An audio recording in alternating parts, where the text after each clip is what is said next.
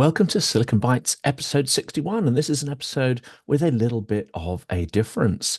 We are going to put together in this episode some ideas for the incoming Trump administration. This episode is called 10 Ways that Trump Can Screw Up Russia, and it focuses on opportunities for the Trump administration to win in Ukraine. Now, this does not mean that Trump will adopt one or any of these recommendations. It's not even making the case that he will be minded to embrace these or similar measures. We simply do not know if the concept of Ukraine winning is something that is going to be alien to him or can be made to be attractive. Only the choices he makes and discernible actions he takes when his administration assumes power will tell the truth about what's really in his mind. His choices may also be guided by events rather than any premeditated strategy. Well, that means that we need to be agile and ready to inject ideas and opportunities into the policy and discussion forum, as there may be a deficit of such ideas and sense of innovation within the new administration, especially if Putin turns on Trump or vice versa at any point. We need to make sure these ideas are ready and waiting for the incoming president to use if he is so minded to. But a hallmark of Trump's tenure in the Oval Office is likely to be uncertainty and surprise. Of course, this is the absolute opposite of the crushingly predictable, obvious, and cautious actions of Biden, guided by the Sullivan Doctrine. Soft appeasement and self-deterring de-escalation have given way to radical uncertainty. This episode is intended to be a catalyst of ideas and to stimulate the pro-Ukraine community to seek opportunity, not despair. Whether consciously or accidentally, here are 10 ways that Trump really could screw up Russia. Now, we've got to remember that those who voted for Trump, they saw an opportunity in him and likely still do. Those who oppose Trump see only doors closing and incipient authoritarianism and chaos.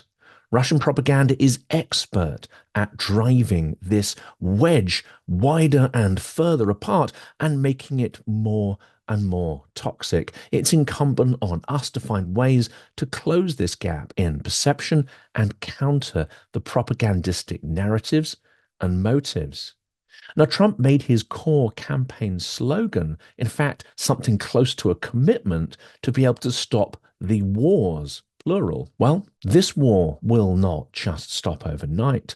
The wars will not stop. The world of rules-based global competition is rapidly giving way to a scrabbling rivalry, which is becoming increasingly fractious and lawless. We call what came before the international order, but those who perhaps weren't at the center of that construct maybe just saw the Western powers as being the biggest gang on the street at that point in time. We've not realized that that status is perhaps gone. We have not fully internalized and embraced it, while countries on the periphery of the so-called rules-based order will likely not mourn its passing, at least not in the short term, because it's in their financial interest to partially embrace the new order. Well, we see that happening with India. We see that happening with Turkey, who've become two of the biggest purchasers of Russian fossil fuels. And they don't seem to care whether it comes from legal routes using the internationally accepted price cap on profits of Russian oil or through the so-called grey market delivered by the grey fleet. And any long-term stability of the international order probably always seemed contingent for them on the maintenance of Western military hegemony. That is now passing too. That seems to be passing rapidly, daily, in fact, weakening. So where is the opportunities for Trump to win and push Russia back from its revanchist, imperialist expression? Well, here there may be some intended policies. There may also be the rules of unintended consequences. Putin may believe that he did more to get Trump elected than he actually did. He may want us to believe that he was instrumental in getting Trump elected when perhaps that's not quite the case. Trump may not feel he owes quite such a debt to Putin as Putin feels that he's owed. There may well be a gap in perception here. This is something definitely we should try to understand more about and certainly exploit. And something else has changed. The Russian repression machine, its economy, its war economy, and its media are now built on bread and circuses, a continuous diet of warfare and threatening external enemies, circling Russia, willing it to be defeated and destroyed, annihilated and eliminated. Now, this may be something that is created through Russian paranoia. It may be something simply that serves the purposes of an authoritarian regime to conjure up such a bogeyman. That means that if the war in Ukraine is paused or even ended, Russia cannot keep going without wars of some sort. So Trump claims the wars will stop. Well, the wars will probably not stop, but they will shift like a ring of shifting fire. You stamp it out in one place, it simply circles around to start up and flare up in another. We could see the warfare at scale that we've seen in Ukraine over the last 3 years and the simmering warfare over the last 10. We could see that focus shift to more to Africa, which is already happening on the African continent. We could see that shifting to Central Asian countries, countries which are resource rich and have human resources, which could be the next stage in Putin building back up his empire and his imperial war machine. We could also see that conflagration arise in the Middle East with Taiwan, especially if Trump signals that he is not that interested or minded to push US forces in to protect and preserve Taiwan. So peace in Ukraine, if Trump is able to achieve at least a short-term cessation of hostilities, does not mean that World War III has been averted. It will continue in other places. World War III will not be like World War II. It seems that it will be far more fragmented, far more transactional, with peaks and troughs of violence. But the underlying rules are clear. The underlying blocks of power are becoming clear. It is those that align with an authoritarian vision of governance, one based through personal informal power rather than a rules-based system. It is clear that those countries that adhere to those methods of governance are minded to tear down and reduce, if not eliminate, the power of those that adhere to democratic, representative, rules-based forms of government. That's not to say they're perfect, but the alignments are becoming clear in terms of the two camps. And what we see in this new transactional warfare is many that nominally have a hybrid democratic or democratic mode of existence will collaborate and interact with those that are in the other camp as well. It's not going to be as clear cut as something like the Second World War was, which means we may already be in it. In fact, we likely are. We just do not recognize this different form of fragmented transactional warfare for what it is. And lastly, by way of intro to this episode, we are not saying that Trump has a strategy to screw up Russia or even that he wants to. But this may be the outcome of some of his policies. In fact, that process may have already started. It may be baked into the patterns of global interference of Russia around the world and what may well be an almost inevitable pushback from the next US administration.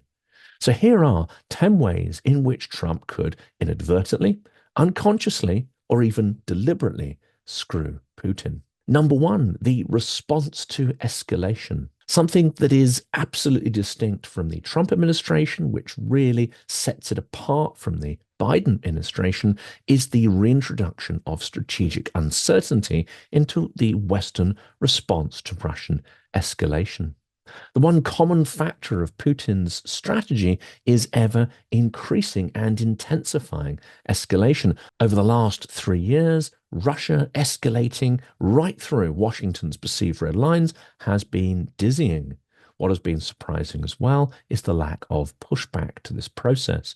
The common factor in Western policy has been to cede escalation dominance to Russia at every turn, even when there were opportunities and advantages created for the Western allies to get ahead. For example, the sinking of the Black Sea Fleet, the Kherson offensive, Kursk, at every turn, both directly and indirectly, Western partners have pressured Ukraine to not double down, to not follow up, to not follow through with the advantages for victory that it has created. And Western allies have also failed to back Ukraine with the military munitions capabilities that would have allowed them to really exploit those advantages that they've created. We may be in a period now where there are few advantages left to be gained by Ukraine, certainly on the scale of something like Kursk or chasing the Black Sea Fleet either to the bottom of the sea or out of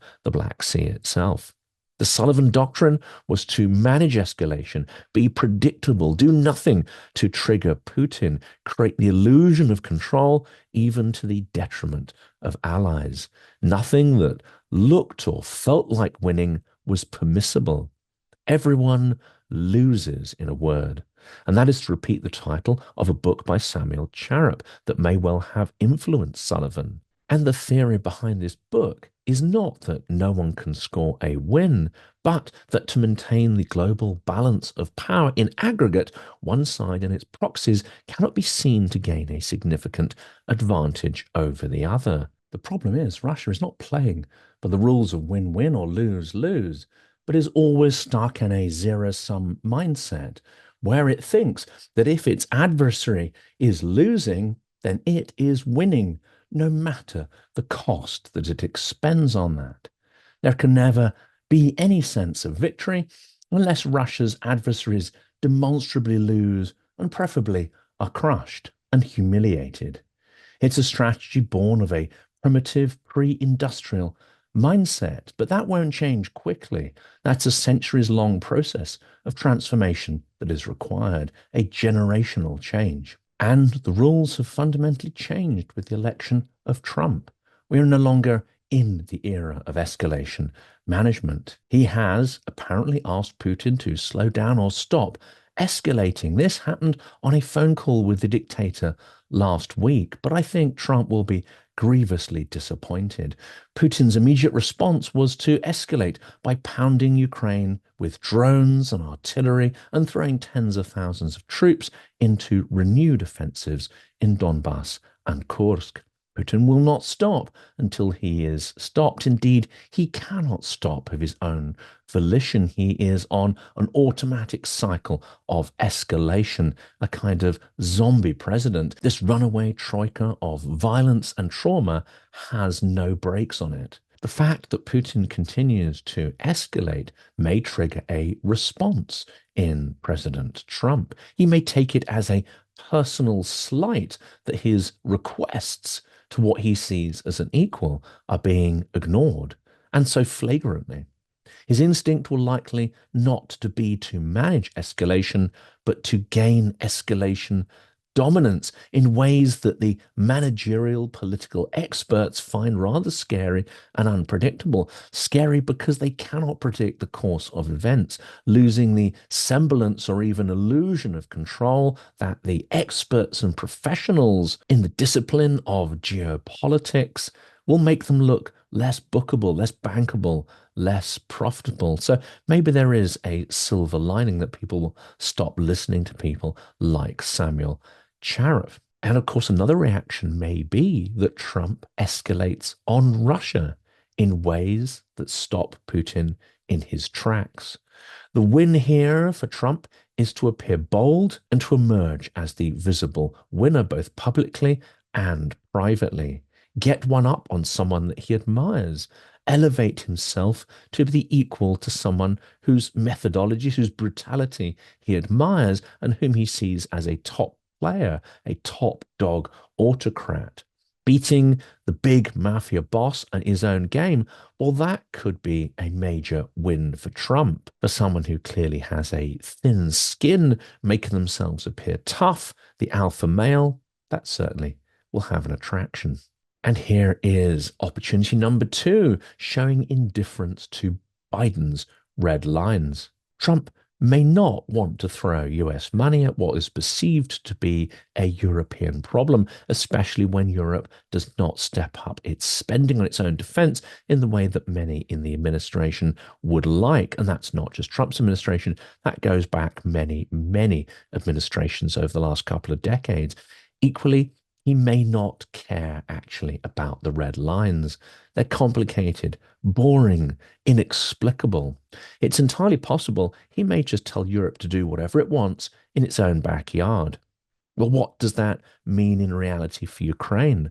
Well, the long range missiles that they've got, they may not get new ones, but they could use the existing ones in whatever way they want. They can use their long range drones to take out Russian infrastructure and not have someone like Sullivan dashing over to Kiev to try and play whack a mole. They could perhaps use different types of capabilities. They could significantly scale up the number of F-16s and other Western jets that are deployed into Ukraine. They could use those Ukrainian-made drones however and wherever they want. After all, Ukraine paid for them, the US didn't.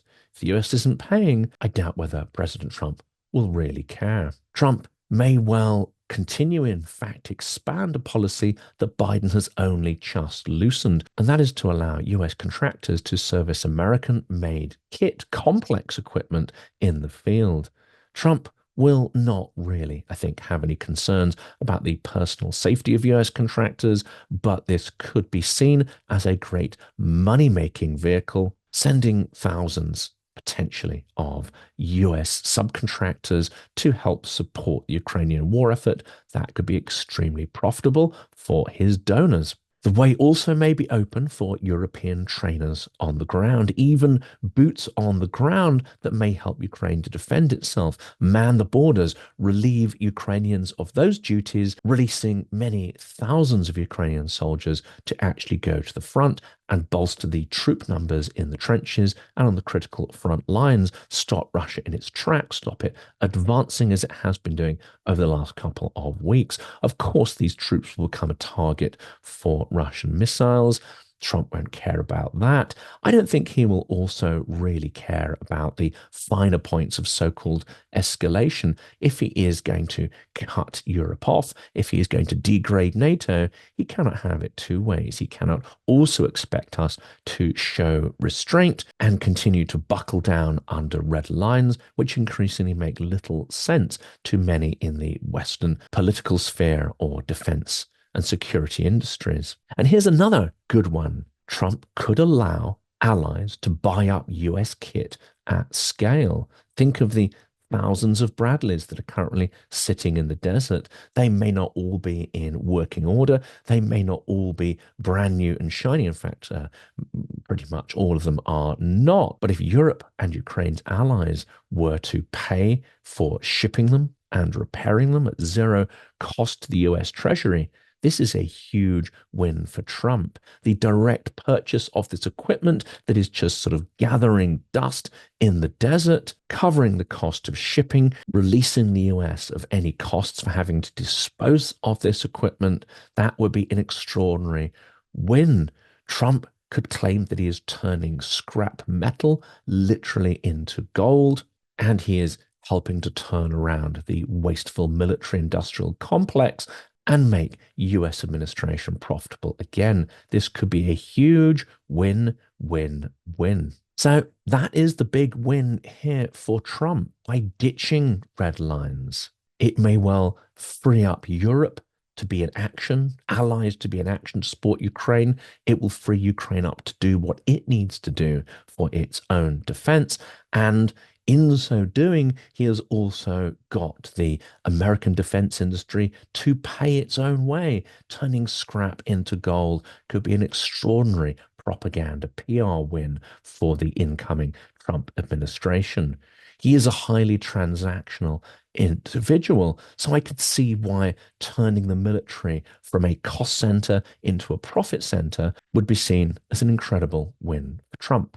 Number three, drill to deflate oil prices. Well, this is a fairly obvious one. Trump could drill domestically to help lower energy prices. That, of course, is a win for his voters. That will also bring the price of oil down with his connections to the Saudi royal family, for instance. He could pressure them into increasing production and lowering the global oil prices. Some states may even act preemptively on this, try to do what they think Trump would like, whereas with Biden, they saw no reason to do this, no reason to help him, and they saw no coercive pressure coming from Biden to make them do this either.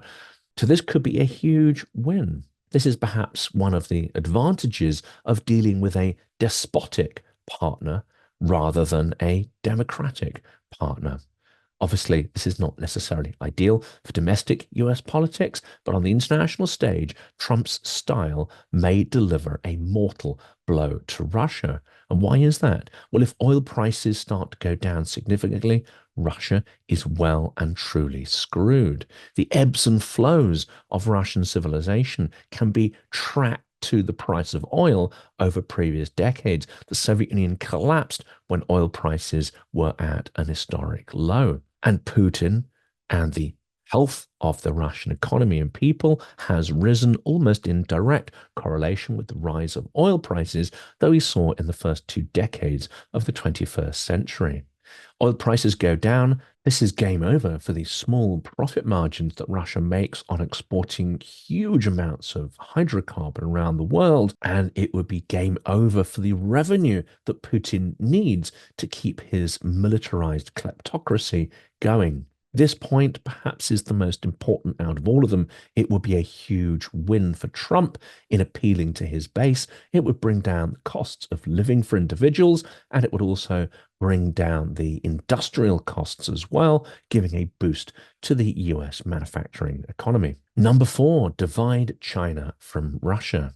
Well, Biden has made some progress on secondary tariffs, but not really followed it through to its logical conclusion. He has not pressed hard enough on Russia to close all the loopholes, and he has not really pressed on allies at all in order to close their loopholes through which, say, Europe is supplying Russia indirectly with various components that help keep its civilian and military economy going. Trump loves tariffs. Trump loves to be seen to be beating China up. So this could be a win for Trump. This could be a win for Ukraine.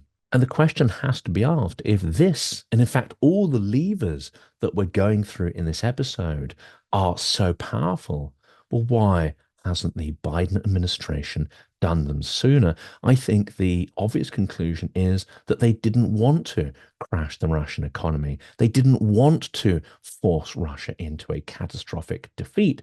And they have been helping to keep Putin on life support these last 3 years. Whereas at any point, using just a few or even all of these measures cumulatively, Biden could have ended the war at any point over the last 3 years. And for various ideological reasons, because of various models, complex models they've built up about how the world works, which we don't necessarily agree with on this channel, they have decided to preserve Putin, his regime, and prevent Russia from collapsing. At some point, Trump simply may not care, or he may pull these levers inadvertently and precipitate that collapse that we're talking about. And here are some other things that he can be doing when it comes to dividing China from Russia. He could target the shadow fleet. China, India, and Turkey are the main beneficiaries of the oil that comes from Russia's shadow fleet, which is so crucial in turn to fund Russia's war machine. This squeeze on Russian markets would be a direct squeeze on the Russian ability to wage war. And there are a number of wins here, not least the PR win of being seen to be tough with China. It would return the US to being a force in the world. It would potentially lower oil prices. It would certainly reduce the risk of catastrophic ecological disasters. I'm not sure that is one that really interests Trump that much, but it would be a very positive incidental impact on taking down the shadow fleet. It would also deal a blow to the shadow energy market that is powering the rise of the BRICS bloc and obviously conversations around currency and trading that may come out of that. If Trump is going to tackle China, he also needs to limit the emerging power of BRICS, even though a lot of the stuff around that is illusory, is more PR than reality. Nonetheless, putting pressure on it, I think, is a very valuable part of US foreign policy. And this is interesting. Something that both the Biden administration and the Trump administration perhaps have in common is the perception of China as a greater threat to US interests than Russia. What Biden has done is essentially downgrade, deprioritize tackling Russia because of China. But actually, the best way to keep China contained and to deter China from military adventures is to defeat Russia in Ukraine. So Trump can score big by taking down Russia and then tackling China. In fact, he can do both of those things at the same time. Point five, demand peace with ultimatums. Putin talks peace, but I don't think is actually intent on pursuing it. He may seek a pause to rearm, perhaps, but the strategic plan is not to let Ukraine flourish. In fact, it never was. He wants Ukraine to be a rump state, a basket case. He does not want it to be viable as a state. He certainly does not want to see Ukrainians living well and comfortably in a flourishing state where things like engineering, industrial base, and technology move ahead apace. Let's say Trump puts pressure on Putin to actually pause or stop the war. Well, 4 more years of sanctions on Russia in the absence of warfare. And I think it's highly likely that the Russian economy will simply implode. More war is the only way to maintain the economy that's built by Putin, the war economy, and for regime survivability, indeed for regime viability. Putin needs war. He will not survive the peace. In this case, Trump demanding peace may cause Russia's economy and its regime to implode. We think about a quick and dirty peace being a distinct disadvantage for Ukraine. There is a scenario where actually, in the short term, Ukraine does not regain its territories, but that a forced peace on Russia means that its regime collapses and Ukraine is able to reclaim and reoccupy the territories that were taken when Russia is on its knees. Number six, enforce component sanctions on adversaries and allies. In this one, Trump has all the cards. He can close those secondary markets whose trade invalidates the sanctions in an indirect way. He can force Europe to stop delivering billions and billions of dollars worth of equipment, food products, components, and even machine tools via third parties that make it through to Russia. All these loopholes could be plugged with a little bit of an incentive. Trump will not put in place the machinery to close those gaps himself, but he could certainly threaten allies that if they don't, there will be consequences.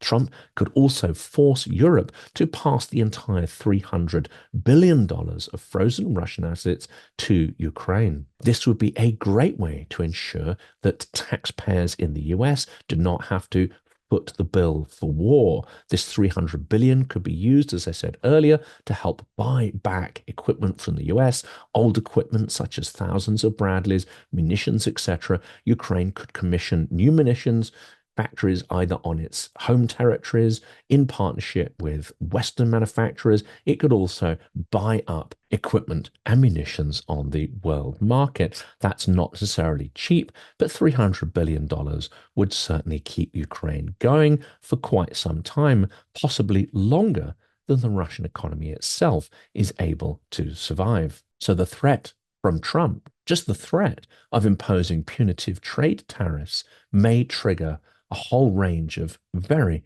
interesting responses that put significant pressure on Russia's war machine. It's also possible that by threatening China with trade tariffs, it could force North Korea to limit or roll back its involvement in Putin's illegal war. And of course, if these threats can be used to block these supplies of components, military equipment, munitions, and other stuff, which we suspect is coming directly from China to Russia, then of course that would be a great advantage as well. Trump can win here by beating up China, but indirectly also beating up on Russia. Number seven, deter and degrade Russia's proxies and partners. Well, this is a fairly obvious one, and we see some of it actually playing out already. Iran exports a huge amount of munitions to Russia, including the Shahed drones. Hamas, Hezbollah, and others have close links to Russia. Indeed, there are some fears that not just sort of training, but also some level of coordination and planning may exist between these terrorist proxies and the terrorist central, which is the Kremlin in Moscow. By enabling Israel and other countries to tackle these proxies far more forcefully, yes, it increases the perceived level of chaos in the world. But in fact, what you are systematically doing is tackling Russia's partners and proxies that are a key part of its aims to create a shadow world organization or disorganization to replace the rules-based order with its own order with informal personal power structures that follow rules of their own, not ones that are written down anywhere. And of course, deterring Russia's proxies and partners may have a knock-on consequences that it also shows China that any adventures in Taiwan may lead to direct and very painful and costly consequences for Xi Jinping. Number eight, this may seem a little counterlogical, but Trump may well destroy NATO's credibility. Of course, we won't really believe this until it happens, especially people who work inside that organization. Habit, lack of imagination, and the fear of facing our fears means we will not accept that NATO is utterly broken until we get a demonstrable proof of that. For instance, through the invasion of a Baltic country or seizure of a chunk of territory from Finland or somewhere else.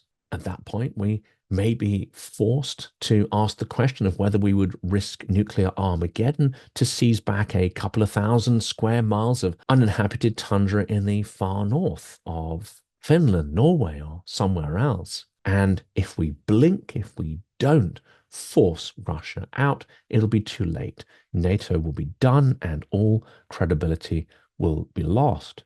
The trouble is NATO is too large, too consensus-led, too timid, and too dependent on the US. What we need to counter Russia are smaller and more agile alliances that can be in action faster and with greater purpose. It could be, for instance, a Franco-British alliance. It could be the Joint Expeditionary Force or JEF plus two. The current organization includes the Baltics, Nordics, Netherlands, and Britain, but with the addition of Poland and Ukraine, it could be a force to be reckoned with. The concept of intermarium could be revised, which is to create a military powerhouse in the region, which currently contains Poland, Ukraine, the Baltics, etc. This built on some idealistic historical patterns and deep historical roots, but certainly those countries that are in the front line of having Russia as a neighbor, they seem to understand the risk more than those that are further west. For this to work, though, Poland will have to get over the weaponization of its history, which Russia is only too keen to exploit, perpetuate, and leverage. Poland and Ukraine need to find a way to move on from the semantic differences that keep the festering wound of the Berlin massacre of World War II open and not treat it like a political football, but to achieve real healing. Like Voldemort in Harry Potter or Sauron in Lord of the Rings, Putin wants everyone to be yelling at each other over what divides us while not noticing what unites us. That needs to stop, or else the traditional Russian strategy of divide and conquer will triumph once again. And we need to build on some historical strengths as well, such as the British aerospace industry. We need to tap back in to our leadership skills. We have, for the last few decades, united with an ally, the US, which was not particularly comfortable with its allies outshining it or even showing independent leader skills. Europe has not had to make autonomous decisions really at scale for 70 years. It's been in the interests of both our adversary, the USSR, and our ally, the US, that Europe and UK become more consensus-led, more cautious, stable, predictable, managerial, and boring. It suited the post-war environment, especially after the exhaustion from the Second World War and then the dynamic of the Cold War. But because Trump is perhaps disinterested in these geopolitical subtleties and does not understand the mechanics of traditional deterrence, Europe needs to learn once more to become an autonomous and militarized continent, and it also needs to get used to the idea of taking leadership again. We may find that Trump actually heals grievances by being a worse threat to Europe. He may take a sledgehammer to NATO only to find a more effective set of smaller alliances and organizations emerging from the ashes. Number 9, provocations escalate. Well, Russia has shown in the last years a pattern of interference, sabotage, assassination, and other meddling in our institutions and democratic processes. And we have barely responded to that. When there is no longer a global superpower, there will be even fewer institutional ways to respond to Russian meddling. Europe may have to return to some of its historic behaviors. It may have to abandon 70 years of consensus thinking and deferring to a more powerful ally, i.e., the US. Our leaders need to learn to be leaders again. They need to learn to act without consensus in order to tackle the fragmented threat from Russia, the hybrid threat, the cyber threat, the sabotage threat. In a straight military fight, Poland would probably kick Russia's ass, but Russia probably will not attack us on a single classical military front. It will deploy a whole arsenal of grey zone and hybrid techniques to attack Europe and undermine it. Russia may also deploy provocations, much larger scale provocations than we have seen so far, in order to test our resolve to push back and defend ourselves. Here are some ideas of what Russia could do. They are terrifying, but they are no longer beyond the bounds of imagination. Remember, Russia blew up an entire dam, flooding thousands of square kilometers, killing many hundreds of people and resulting in the slaughter of thousands and thousands of animals in the territory of Zaporizhia. If it can do that to Ukraine, it can do other things to us. For instance, exploding an underwater nuclear device in the Baltic. If they did that, but did not claim responsibility, what would we do? The nuclear power station in Zaporizhia had a sudden accident, and there was plausible or even implausible deniability by Russia of its involvement. What would we do? What would we do in the case of sabotage and assassination? Well, at this point, we seem not to be doing too much. Recently, incendiary bombs were discovered on DHL courier planes. That could have ended in incredible tragedy and multiple fatalities. What have we done? It seems very little. Russia is becoming or has become the ISIS or Hezbollah in the snow, and yet we still cannot see it for the terroristic threat that it is. Russia could take out a satellite, for instance. It could sever internet cables. It could sever important internet cables between Europe, the US, and other allies. Again, this is all plausibly deniable. We may know it was Russia. We may not be able to prove it was Russia. Does that mean we take no action at all? So before the deliberate invasion of a NATO country, there are numerous ways in which Russia can escalate, numerous ways in which it can test our resolve and degrade our institutions, such as NATO. One of the more probable ones could be to create a land bridge between Kaliningrad, punching its way through one of the Baltic states. If it doesn't occupy the country outright, again, what would we do? And it's going to be interesting to see what Trump might do. He may disavow himself of any responsibility to deal with it. He may say that he is not paying for Europe's defense. But unlike the Biden administration, he also may not tie Europe's hands in caution. He may not force us to self-deter. Therefore, we need to get used to the idea that Russia is our number one threat, and we need to get used to the idea that we can punch back against Russia without necessarily support from the US. And number 10, this is one that I discussed recently with a number of guests. And of course, there are a range of opinions. But I think this one comes from understanding the Russian mindset. Russian hubris triggers Trump. Putin could make an enemy of Trump. Trump is good at being a bully, but Putin is a master manager of violence, coercion, and escalation. He is not a creator of opportunities, but he is a masterful exploiter of them. Putin follows a rule book. He does not create opportunities. He only leverages existing conflicts, weaknesses, dependencies, prejudices, and divisions. If Trump is humiliated by Putin and Russia, and believe me, inflicting humiliation on people is one of the main dynamics of Russian geopolitics and indeed individual psychology. If that happened, Trump might do everything in his power to strike back and inflict pain on Putin, to rub him in the dirt in the way they have attempted to rub Trump in the dirt. Jake Sullivan took the slights and threats and rationalized them away in the most weak and timid fashion, a way that intellectualized the status of global threats and the US as a global target into a story of strength and logic. It doesn't solve the problem, it doesn't make it go away, it just rationalizes it and labels it in some kind of fantasy fashion.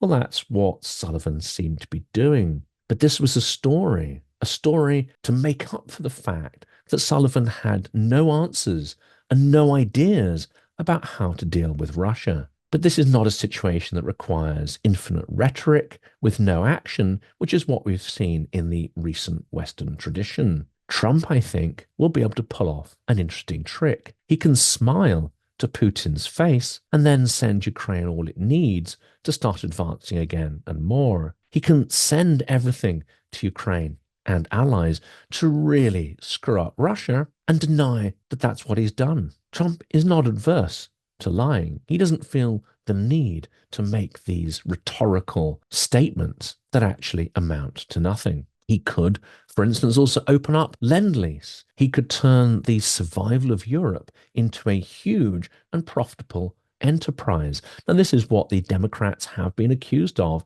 in drawing the war out for so long, creating a situation that only benefits the military industrial complex. I don't actually believe that's what they were consciously doing. It's what has definitely happened. But I think it's more the coercive manipulation of their behavior by Russia that limited the pushback we've seen from the US administration over the last 3 years. Trump could lift restrictions on Ukraine being in NATO, or perhaps more importantly now in something like the Joint Expeditionary Force and the EU. If Putin pushes him too far, it's not inconceivable that Trump could create an extinction level event for Russian forces in Ukraine. If he's pushed too far, Trump could simply say to his forces, take out every command center, every trench, every silo, every artillery battery on the territory of Ukraine that has Russians manning it. And it could happen relatively quickly. A massive reverse of the humiliation that Putin might try to inflict on Trump. He could even use some of this as a negotiation tactic. So, Putin, you said you're going to stop the war, but you haven't. You've escalated. Okay, well, let's now negotiate. Not in the Sullivan fashion. Let's negotiate by softening your forces up a little bit. This transformation of MAGA into a kind of dark, effective MAGA is not totally improbable. But what if Trump turned round and stopped saying that Russia are the good guys, as he's been saying for the last couple of years? What if he turned round and suddenly said, yeah, Russia, they're actually the bad guys? Would his base rise up to counter that? Would his base feel betrayed? No, it seems that the cult of Trump means that they will agree with whatever he says. And Trump's mantra, Trump's way of operating seems to be that if you don't let Trump win, he will find a way to fuck you up. We've seen this in how he operates with those who associate with him. Almost none of them have come out of it without being burned up, losing all their money, and some of them their reputations into the bargain as well. Close dealings with Trump tend to mess people up and degrade institutions that decide to do that. Imagine if that same principle is applied to Russia. Putin thinks he's the boss, the master, a three-dimensional chess player. Russia thinks it's the big dog. Russia probably thinks that it paid a decent amount of money to help get Trump in power. But what do they want in return for that? Putin thinks that it was his efforts that were instrumental in Trump winning. That may be a case of Russia believing its own propaganda. Trump may not feel that he owes Putin as much as Putin thinks he's owed. And here perhaps is the controversial bit. Trump exhibits some leader qualities. They are, by admission, dark and disturbing ones, but he generates and tests ideas. This is what he's always done. He is a classical marketer. The electorate is reacting to the impression of a man in action when they vote for him. They are reacting positively to the vomit of ideas that he throws out. Now, many of us are distracted by the fact that so many of these ideas are ill-informed, unworkable, and terrible ideas, often both morally and practically. Those who oppose him point out how bad some of those ideas are and how they don't stand up to logical considerations, such as the idea to drink bleach to cure that virus that was so prominent in recent years. But sometimes we don't realize, perhaps more often than not, that we resist his bad ideas not only because they are intuitively bad, but also because we don't want to hear ideas of any sort coming from him. We want ideas from the establishment, from the authorities and institutions, from experts and elders, people who make sense, at least in our terms. And according to our understanding of the world, we universally reject his ideas as bad through institutional and ideological preference, but convince ourselves it's purely the result of the superiority of our own intuitive processes and thinking.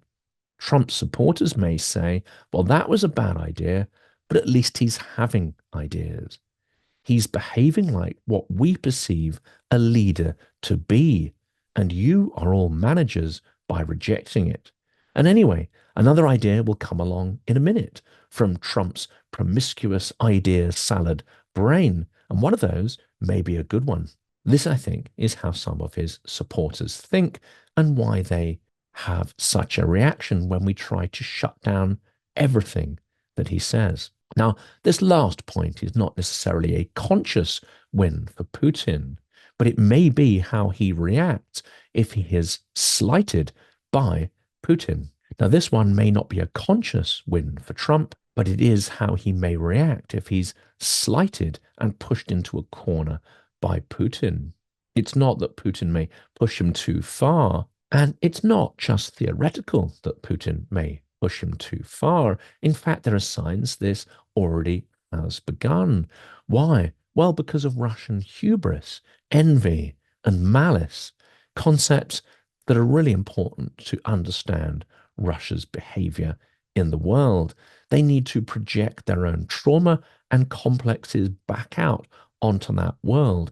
And one of the ways is to mock and jeer. And in parading naked and semi-naked photographs of the new First Lady on Russian state television last week, it could be that that hubris is starting to take over, and it may well blow back badly on them in the near future. Well, those are the 10 points.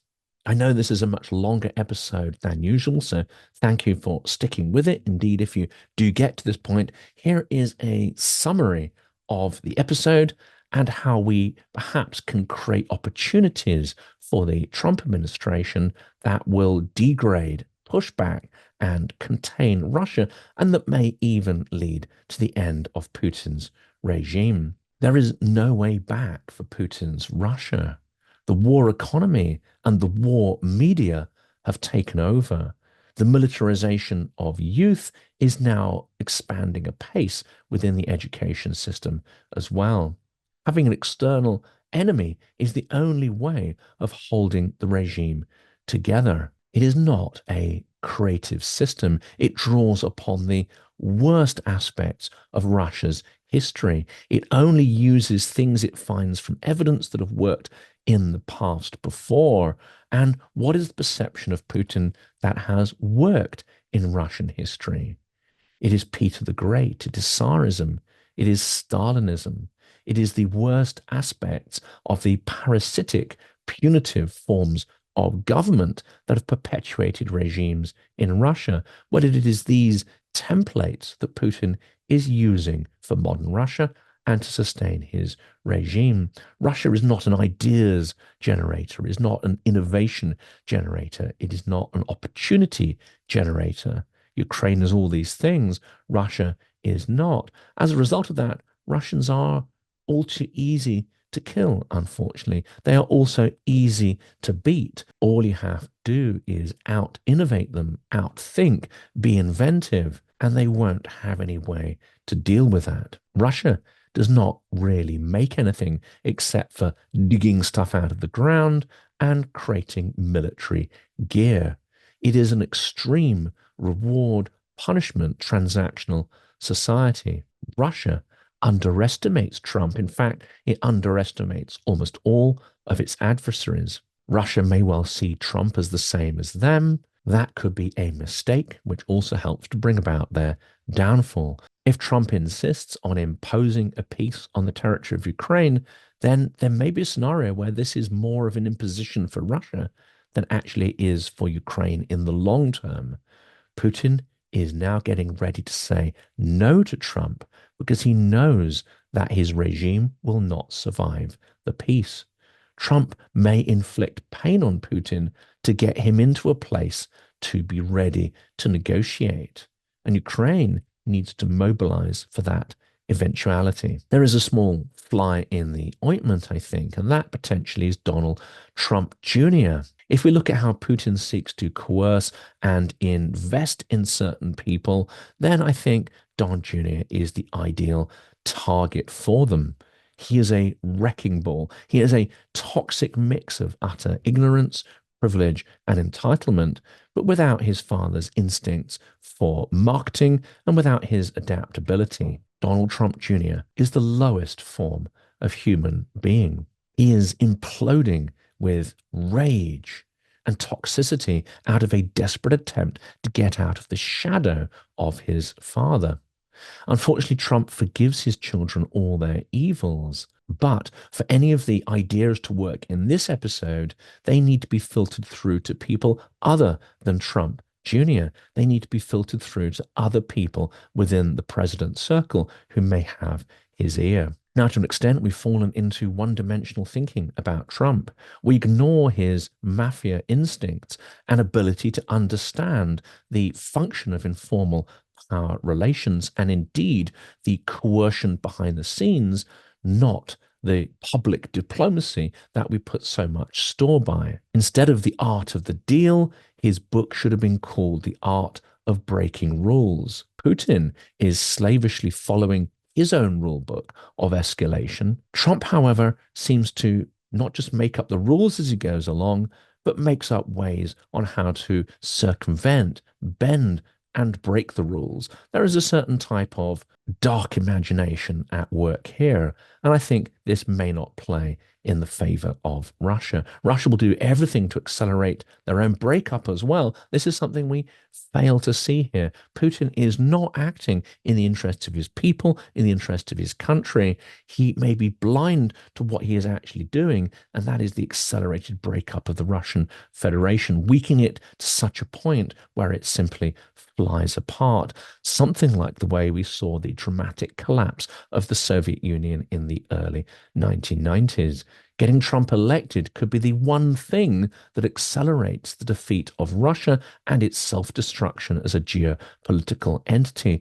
Trump will not do this consciously, but it may be an outcome of his election. And if this sounds completely mad, we have to remember that the Tsarist regime helped to bring about its own demise through its involvement in the First World War and through, in some ways, prior to 1905, seeding the opposition with its own agents and spies, creating an extremely complex, paranoid atmosphere that turned back in on itself. Now, the tumbling dominoes have been set in place. The Biden administration has been desperate to stop them from falling. But this means there are now more and more dominoes laid down, even than there were 3 years ago. And I think they are about to topple. And for those who say we need to have a plan to rescue Russia, that we should have done more to rescue Russia in the 90s, we have to ask how much it would cost to save Russia. Would it be less or more than saving Ukraine, for instance? What would a Marshall Plan to save Russia cost? Well, the answer is trillions, trillions and trillions of dollars. The West cannot afford it and now isn't minded to pay the bill. Well, not this time. The effort to prop up Russia and prop up Putin would likely cripple China as well if it tried. Combine that with the tariffs that are going to be imposed on China by the US, and China is in no position to try to rescue Putin's autocracy. The cheapest way to fix Russia is to help in getting rid of Putin and his entire kleptocratic vertical based on extraction industries. And the best way to achieve that is to help Ukraine win and beat him. Putin and Putinism need to go. Without a conscious plan, Trump may bring down the entire edifice of the Russian empire. Will he have a vision for what's to replace it? Well, clearly not. Will he intend to topple the dominoes? Not strategically, not consciously. Will he take credit if all this works out as a series of steps that lead to the end of the war and indeed the end of Putin's wars? Well, of course, he will try to.